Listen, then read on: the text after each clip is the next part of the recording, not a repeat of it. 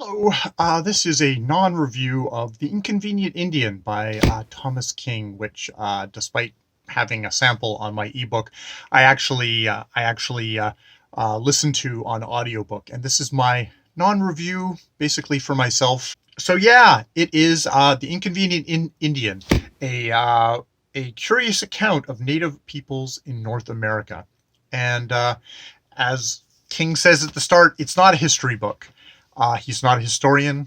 He quotes Pound, of whose politics he doesn't agree with, but who he agrees he shares his idea on history, which is history isn't a series of events kind of laid out and atomized on a table, pinned down with labels of years on them. It is concentric circles upon circles upon circles, and in this series of kind of polemical personal essays on native history, which has got lots and lots of facts in it.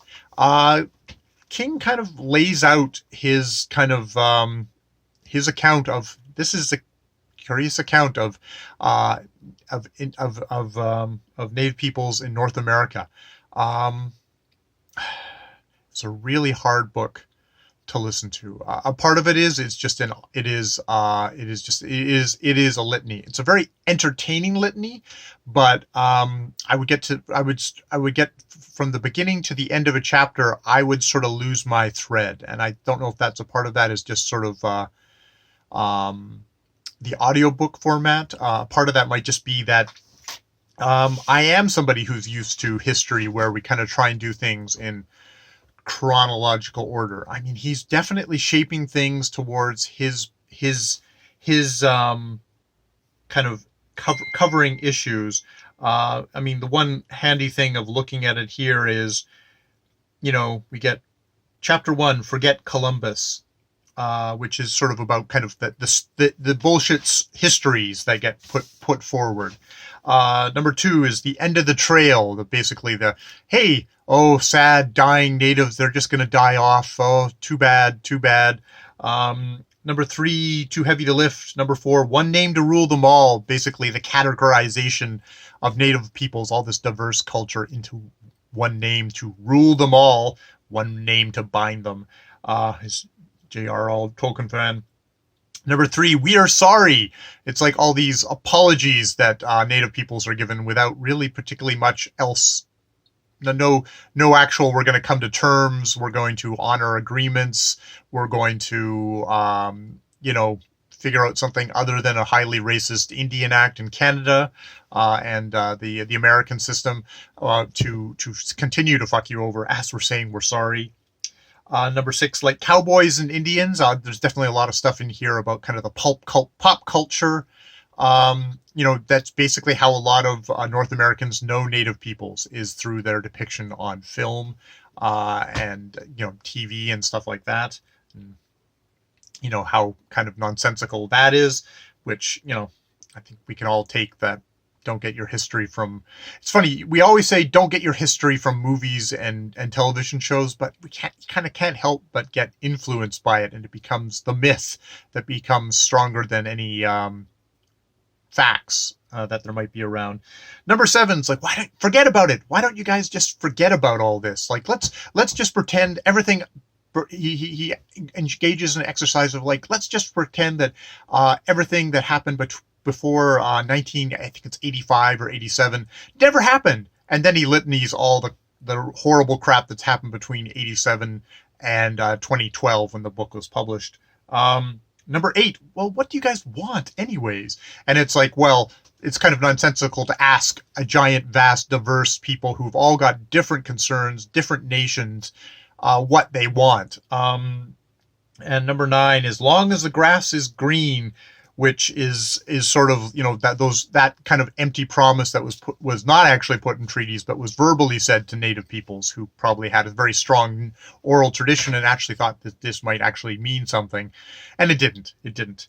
In a lot of treaty negotiations when they happened. And number 10, happily ever after, where King, I think you have to watch out for the funny guys, because oftentimes the funny guys are the ones who are the most dark, the most bleak, the toughest, and I think that's really kind of follows through with King. Very amusing, jovial guy who is fucking sliding those knives in every chance he can get, of like how fucking shameful and horrible and despicable all this is, and remorseless and merciless. And he's like, you guys always want a happy ending because it's North America, but it's, guess what? Fucking, there isn't a happy ending. And he details, small victories, but also has a lot of kind of caveats of like, how well all this is going to go out. Wow, that's kind of interesting that that that came out, that going through those chapters there. It's like, oh, see, now I have to give up to King that actually each one of those kind of personal polemic essays, and I mean that in the best sense of polemic, of angry, of opinionated, of an opinion on this stuff, because all history is opinion. It's interpretation supported by facts. And I don't know, he's obviously picking stuff for his arguments. He's not a historian. He is a polemicist.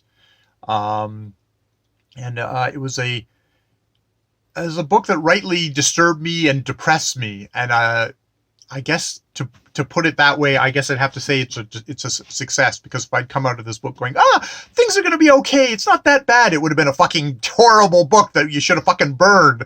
But no, this is a book that you come out of shook and depressed and saddened and still wondering where you're going to go from here, as a part of the white settler population that has done that to these people. This is my government. This is my history, squashing down on these people, trying to exterminate them, trying to erase their history. And as King says, showing their resilience, showing their creativity, showing, that they're still fighting and they're not going to stop fighting. Him thinking about his future generations. This book is, he dedicates it to for the grandchildren I will not see. So it's a thing. It's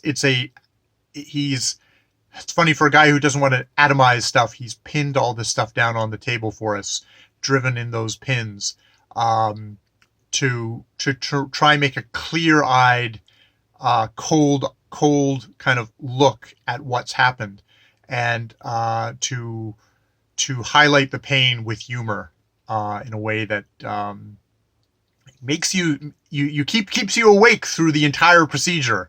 There's no anesthesia. The humor keeps on waking you up. You can't slough back. So hats off to Thomas King. This was a really powerful book. Yeah. And with the alarm bell, I will go off to work. I don't know. I'll probably look back at this and decide whether I actually do want to release it, because I didn't think I had anything to say, but maybe I did. Maybe that was something worth saying, worth hearing. I don't know. I'll check back and see what it says and go from there. All right, more videos later.